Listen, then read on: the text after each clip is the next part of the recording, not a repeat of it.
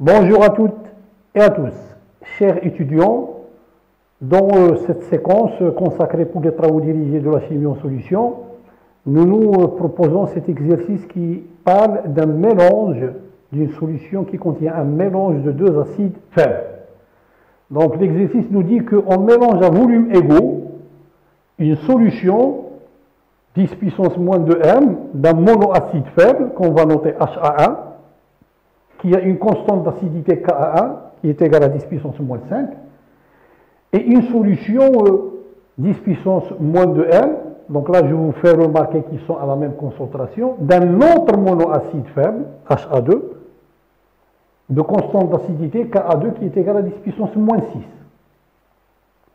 Et l'exercice nous demande de calculer le pH de chaque solution avant le mélange et de calculer le pH après le mélange, le pH de la solution obtenu en mélangeant les deux acides qui sont à la même concentration. Et de faire bien sûr, une petite comparaison. Alors là, si je prends le premier acide, le premier monoacide qui est un monoacide faible, donc il va s'ioniser selon un équilibre, HA1, qui est en équilibre avec H+, plus la base conjuguée, A1-. Et cet équilibre, il est caractérisé par une constante d'équilibre, Ka1, qui est égale à la concentration en H+, multipliée par la concentration de la base conjuguée A1-, divisée par la concentration HA1 de l'acide à l'équilibre. Pour le deuxième acide, nous avons cette solution qui contient le deuxième acide, HA2.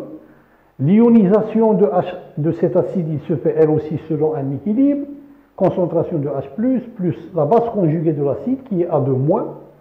Et cet équilibre, il est caractérisé par une constante Ka2 qui est égale à la concentration de H+, multipliée par la concentration de la base conjuguée A2-, divisée par la concentration en acide HA2 à l'équilibre. Bien. Donc, avant le mélange, nous pouvons donc utiliser les approximations habituelles, puisqu'elles sont justifiées vu les concentrations en acide et les constantes d'acidité. Et donc, pH, il est égal à 1,5 pKa1 plus moins 1,5 logarithme Ca pour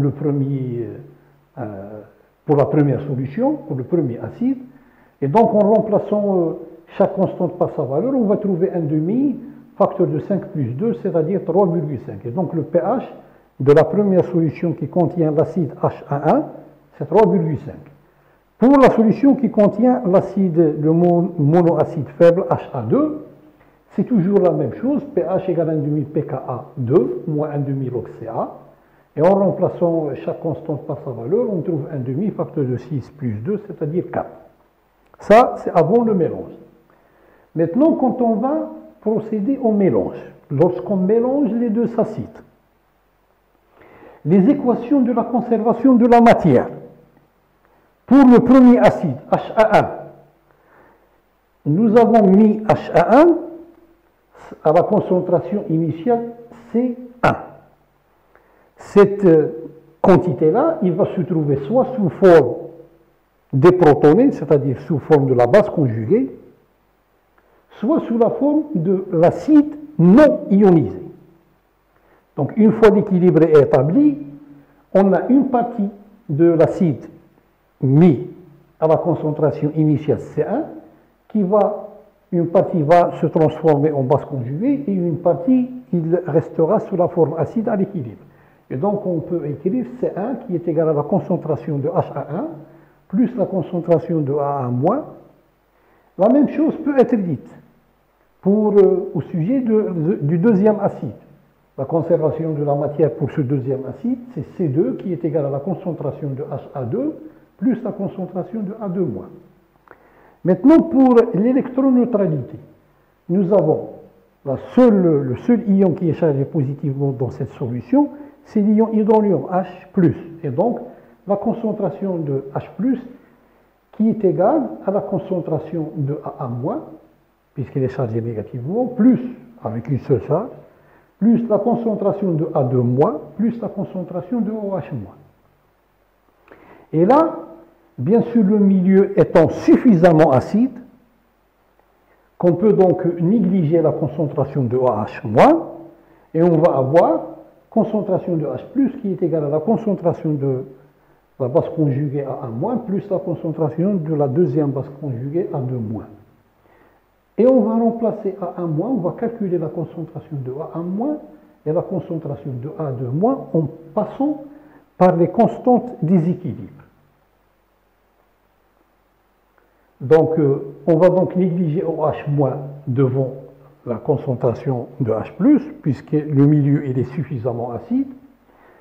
Et donc, l'électroneutralité, il devient concentration de H+, qui à peu de choses est égale à la concentration de A1- plus la concentration de A2-.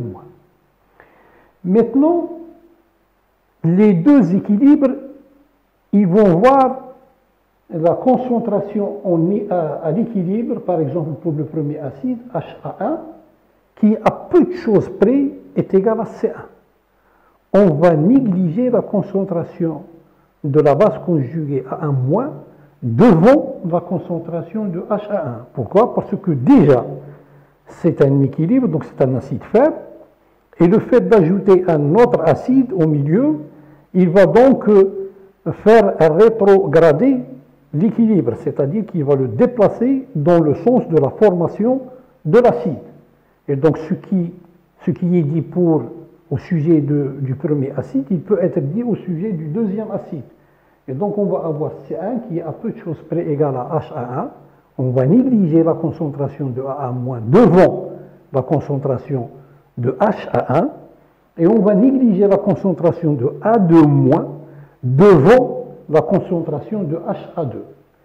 Et à partir donc des constantes d'équilibre, par exemple Ka1 qui est égal à la concentration de AA- multiplié par la concentration de H+, divisé par la concentration de HA1 à l'équilibre, que je vais remplacer par C1, et je vais donc calculer la concentration de AA- qui va me donner C1 multiplié par Ka1 divisé par la concentration de H+.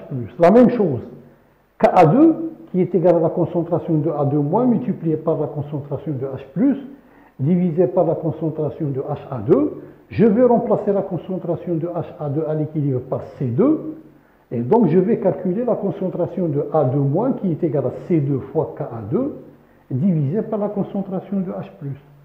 Donc si je remplace dans l'équation de l'électroneutralité, que nous avons déjà vu, concentration de H+, qui est égale à concentration de AA- plus concentration de A2-, je remplace A1, concentration de AA- par C1 multiplié par Ka1 divisé par H+, je remplace la concentration de A2- par C2 multiplié par Ka2 divisé par H+, et donc je vais trouver concentration de H+ au carré qui est égale à C1 Ka1 plus C2 Ka2, et je passe donc à la fonction logarithme décimal avec un signe moins, et je trouve donc que pH, qui est égal à moins logarithme de la concentration de H+, il est égal à moins 1/2 logarithme de C1 Ka1 plus C2 Ka2, et qui va le trouver, c'est 3,63.